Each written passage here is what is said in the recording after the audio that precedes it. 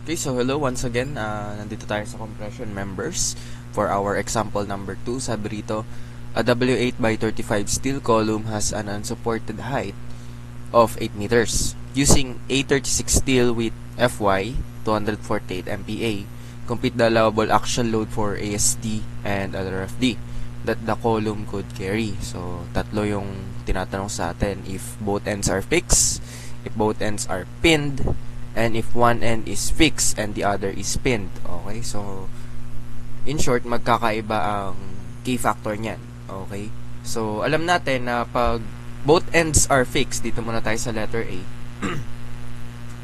So binigay na rin pala yung properties ng W8 by 35 section natin. So mas madali tong problem na to kasi hindi na natin kailangan computein yung radius of gyration or yung area kasi binigay na. Okay, so sabi rito, if both ends are fixed. So, dito muna tayo sa letter A. So, kung ito yung column mo, steel column mo, fixed daw yan sa taas at sa baba. So, basically, ganito yung itsura niya. Tama ba? So, kung both ends are fixed, ibig sabihin, from our previous lesson, K is equals to 0.5. Tama ba? At ang kanyang effective length ay parang ganito. Okay, stiff siya sa support. Tapos pagdating sa gitna, since walang brace or support, nandyan yung kanyang effective length. Okay? Yung kanyang effective length. Okay, so ano bang pinapahanap sa atin? So, i-advise sa panoorin nyo yung pinakauna na video natin regarding dito sa example na to para mas lalo nyong makuha yung sinasabi ko kung saan nanggaling itong K-factor. Okay? So, okay, allowable axial load for ASD and LRFD. So, pinapahanap sa atin is yung P allowable and yung P ultimate for LRFD. Okay? So, ano ba yung mga formula niyan? Okay, pag P allowable, basically, 0.6 ang iyong factor of safety. Tapos, PN. Okay? Pagdating sa P ultimate, 0.9. Tapos, PN lang din. But what is PN? Okay? PN is also equal to, ano yan? From our previous lesson, FCR times area gross. Tama? Okay, so meron na tayong area gross. Ito po yun. Yan. So, hanapin na lang natin si FCR. But what is FCR? Okay? So, malalaman pa natin yan kung intermediate ba tong column na to or slender or long, di ba? So, alin sa dalawa? Kasi doon tayo magbabase kung anong klaseng FCR formula yung gagamitin natin.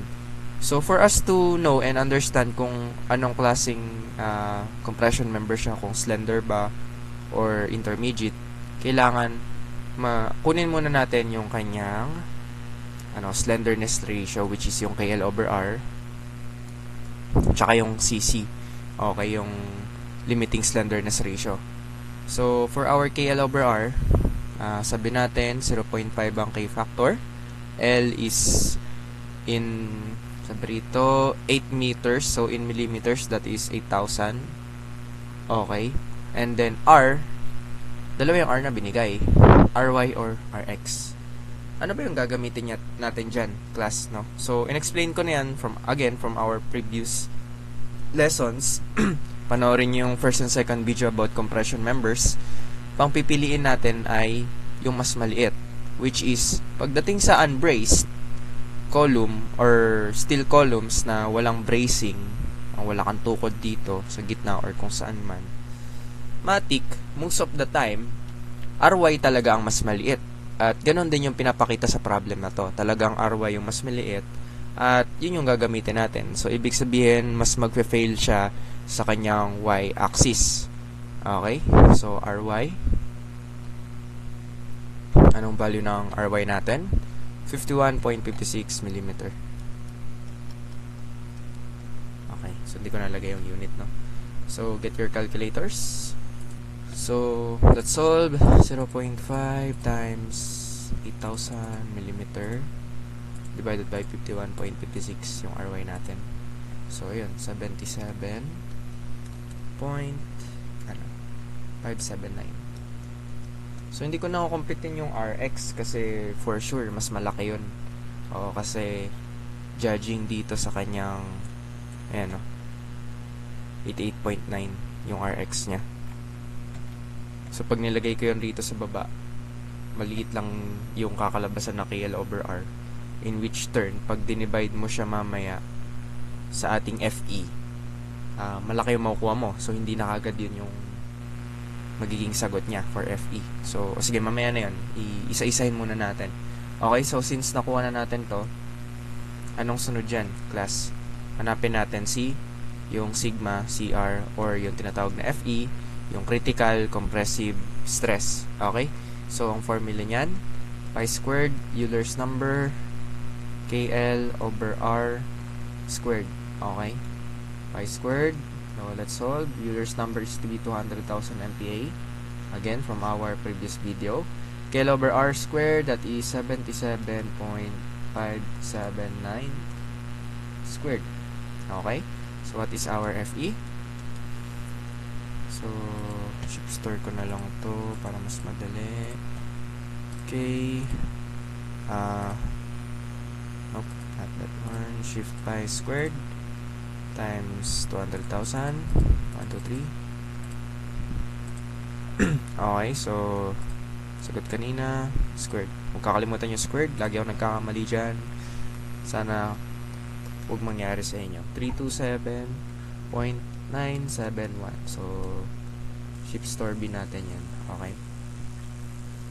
Shift store B. Ganyan po mag-solve class ha. Para mas organized kayo. So, pero sa board exam dapat mabilis kayo kasi wala namang kayong leeway time doon or free time para mag-solve ng ganito-ganito. So, dapat dire-diretso kayo. So, practice makes perfect. Okay? Meron na tayong FE, no? So, naka-shift store B yan. Ang sunod na kailangan natin yung FCR na. Okay, so, for our FCR, but before that, kailangan pala natin malaman or ma-determine yung kanyang limiting slenderness ratio, which has a formula of 4.71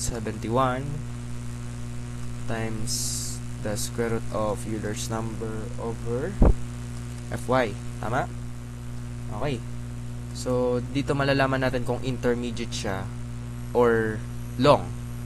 So, kapag nalaman na natin yon, makikita natin kung ano FCR yung gagamitin natin. So, 4.71. Okay. Pasensyahan nyo na at hindi masyado maganda ang sulat ko. Malaga na intindihan. 248 ang ating Fy. So, that would be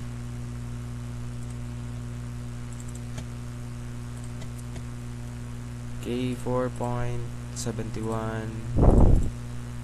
Euler's number 200. 1, 2, 3. 248. Okay.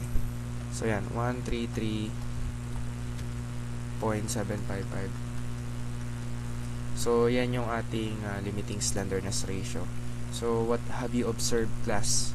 Anong mas mataas? Kung i-compare natin to sa ating slenderness ratio, which is itong KL over R, 77.579. So, makikita natin na mas mataas si CC kaysa kay KL over R, which is, yun nga, 133, eto, 77 lang. Meaning, papasok siya sa intermediate. Okay?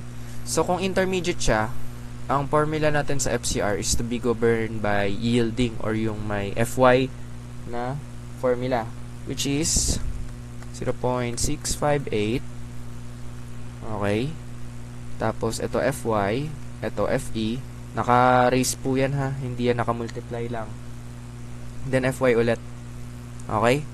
So, pang-intermediate to. Okay, kasi kung long yan, yung 0.877 lang. Okay, ang gagamitin nyo times Fe. Yun lang yung pang long or slender. So, yan on your calculators, please solve. Sulat ko lang para hindi tayo malito. Tapos, Fe. Ano ba yung Fe natin? Ayun, 327.97.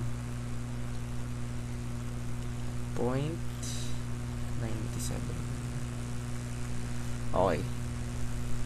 Times Fy ulit 248. So, what should be the answer? So, calculator. So, lang natin. 327.971. Okay. Yan. So, that is 180.72 or 717. Okay.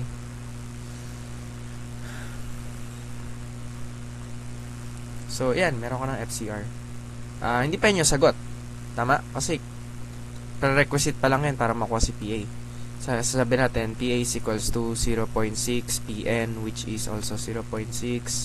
PN is FCR times AG. So, ganito yan. What is FCR?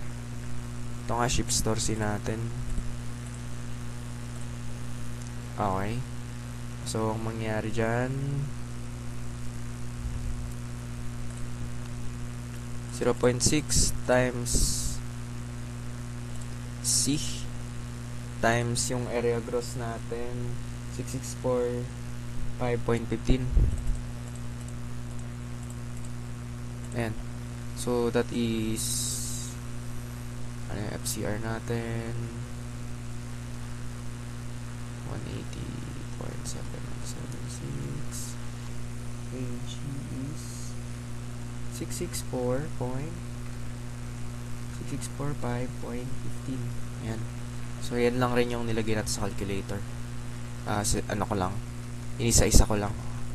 720.54. Sabihin natin ganyan. Okay.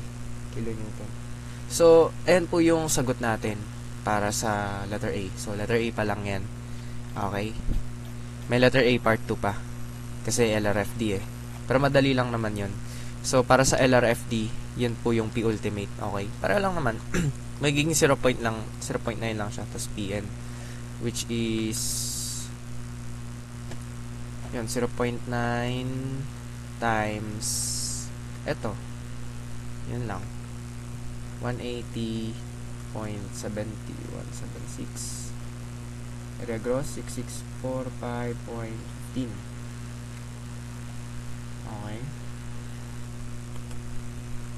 Pag sinolve mo, gawin mo na 0.9. Ayun. So, that is 108 in terms of ano po tayo ha?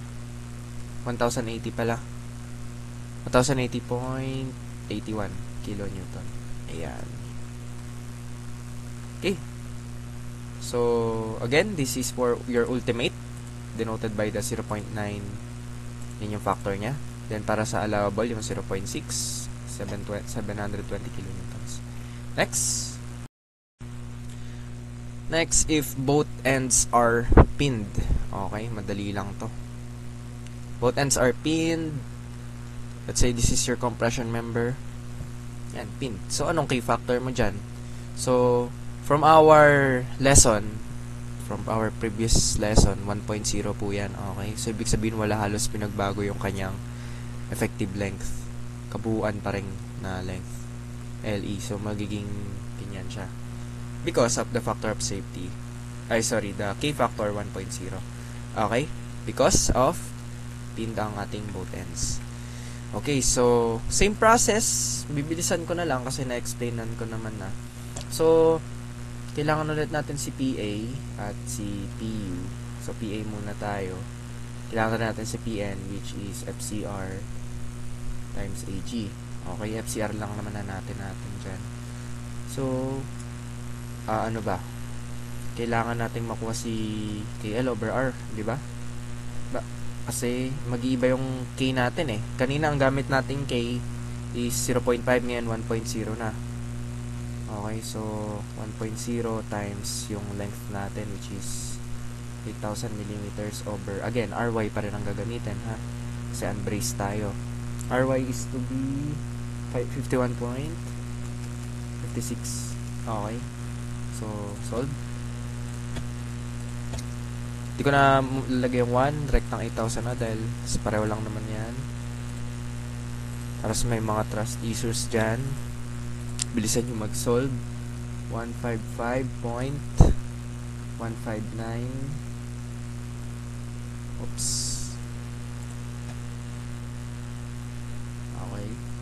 So, lagay ko to sa A, ship store A ko yan. Next. So, may KL na tayo. Compare natin siya sa CC. So, wala naman pinagbago sa formula ng CC. Hindi naman siya affected ng K. Okay, so, as is tayo. Ito pa rin yung gagamitin natin as limiting slenderness ratio. Okay, so wala tayong problema dyan. Which is 133.76. Okay. So, kung i-compare natin anong mas malaki si KL over R kaysa sa CC. So, ibig sabihin, ito ay ano ba? Long, short, or slender, intermediate ba siya? Okay. So, ibig sabihin, papasok siya sa long. Kasi kung naalala nyo yung graph yung ating line, diba? So, ito yung 25. Ito yung CC. So, yung KL over R mo, saan dyan papasok? Nandito yan. Which is, nandito yung long, nandito yung intermediate, at nandito yung short. Tama? So, dito papasok yung ano mo, yung yung KL over R mo. So, long. Ang gagamitin nating FCR is yung 0.877 FE. Tama ba? Kasi nga, long siya. Yung kaninang ginamit nating FCR para sa intermediate. Kasi intermediate yung letter A. Okay. So, diba? Mabilis lang. 0.877. Wala pa pala tayong FE. So, let's solve for FE. FE is pi squared, Euler's number. Ulit-ulit lang to ha. So, dapat kabisado nyo na yan. Rektahin ko na yung sagot natin. KL over R natin is, ayan, ilagay ko sa A. Check lang. Okay. So, pi squared times 200 times alpha A squared. Ayan, 81.992. Okay, MPA po yan ha. Ship store B. Hindi natin yan sa B. So, yun. Multiply natin sa 81.992. Yan yung FE natin. So, times 0.877. So, multiply ko lang tong answer natin dito sa 0.877 para makuha natin yung FCR. Is 71.907. Okay, next. Ano bang kailangan natin? So, meron tayong FCR. PN na lang, di ba? So, para makuha natin sa PN, multiply natin si store ko to sa C. Okay. Ship. Okay, pag nawala, pindutin nyo lang answer. Ship store C. Okay, naka-store na yan. So, 71.907 multiply by, anong AG natin? 6645.15. 6645.15. Ayun na. 6645.15. Ship store ko nga to sa ano? Sa F. Kasi lagi naman natin ginagamit para hindi ako type ng type. O, diba? So, yan. C times, F na lang para madali. Okay, sana na-gets nyo, yan yung power of store. Kasi sa C, ito ang value niya, 71.907. Yung F, in-store natin dyan yung AG, which is 664.15. So, mas madali siya, diba? So, ang sagot dyan is 477.837 kilonewton. Pero, hindi pa yan ang final answer. Okay? Pwede nyo nga i-recta to eh. Chip store di tayo. Okay. So, PU is equals to 0.6 PN. Tapos, sorry, that is PA ha. P allowable. Ito yung PU ultimate 0.9 PN. Ang PN natin, ang value niya D ha. Naka-ship store sa D yan. So, para madali na lang, di ba? Mabilis. Iba't ibang technique para masanay kayo. 286.7. Then 0.9. Kaya paborito ko to sa steel. Dali lang talaga. Diba? 40.053. Okay na. Sagot ko na.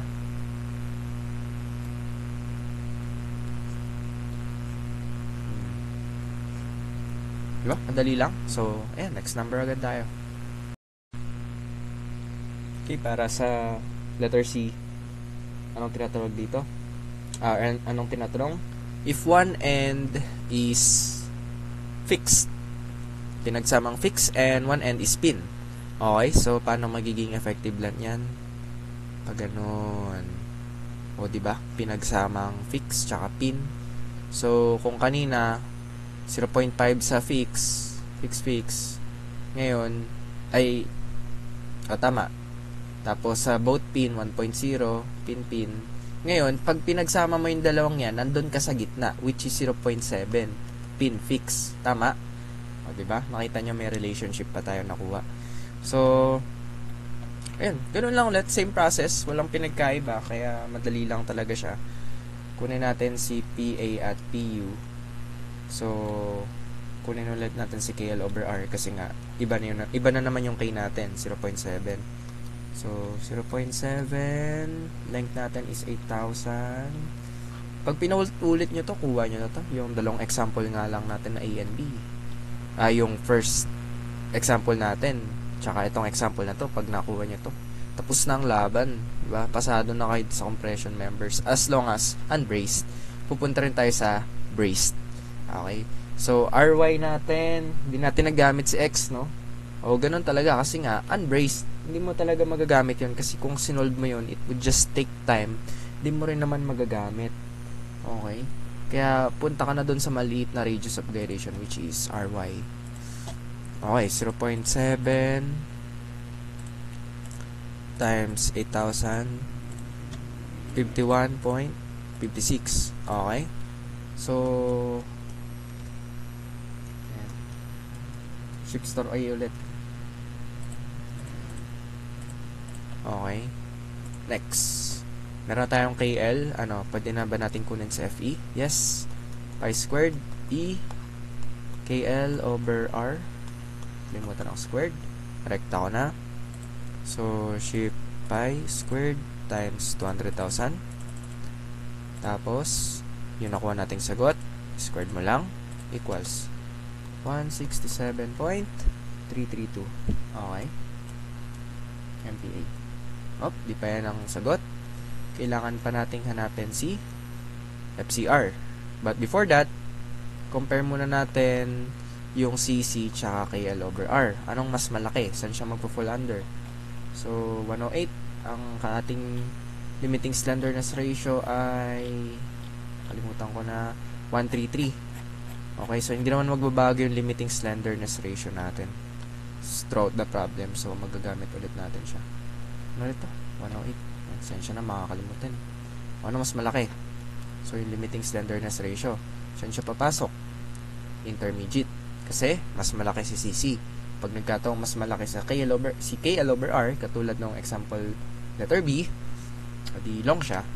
Okay? So, this time, balik tayo sa intermediate. Anong gagawin nating FCR? Pili ka sa dalawa. Yung 0.877 or yung may 0. Tawag dito. O yung 0.658. So, govern tayo dapat ng FY kasi nga, intermediate. Yan ang gagamitin natin. FY, sulat nyo ng sulat yung formula para di nyo makalimutan. Diba? Yan, iniisa-isa natin para masanay kayo. Pero dapat when you are solving on your own, dire-diretso na yan. Huwag nyo nang susulat yung formula. Maari, recta calc na. 248 ang FY natin. FE natin is to be 167. Shift store B natin to.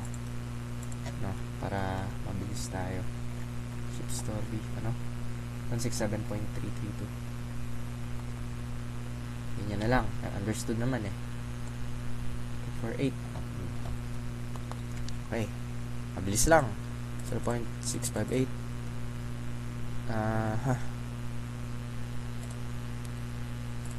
248 167.33 Kalimutan ko parenthesis. Yan. Oops. Yan. Okay. Yan. 133.65. Okay, so let's store this at C. Okay, so all good.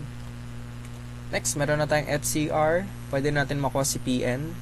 Bakit? Kasi remember, PA is equals to 0.6 PN and PU which is equal to 0.9 PN. Okay, so PN is again FCR times AG. Okay? Naka-shift store si AG kay F. Diba? Naka-shift store yan sa F. So, madali na lang. Rekta na tayo sa PA. PA is allowable. 0.6 ang ating factor of safety na gagamitin. FCR is, yun na lang, shift store C. Tapos, shift store F. Okay? And ito yun. So, para mabilis tayo. Okay? So, yan. Pero, dito sa solution natin, mamano-mano ko pa rin siya. Times, sige, dito gamitin natin yung F. Yan, 531.738. Hindi ko ata na shift store tong C. Okay. So, yun na yun.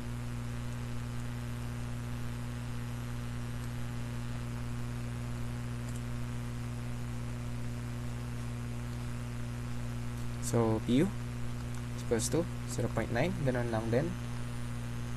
C, F, which is, ito lang papalitan natin dyan. 797.607.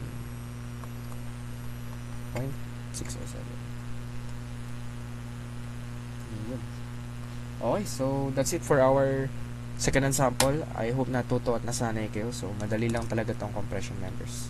See you on our next video and God bless. Don't forget to like, subscribe, and hit that notification bell for more engineering and math tutorials.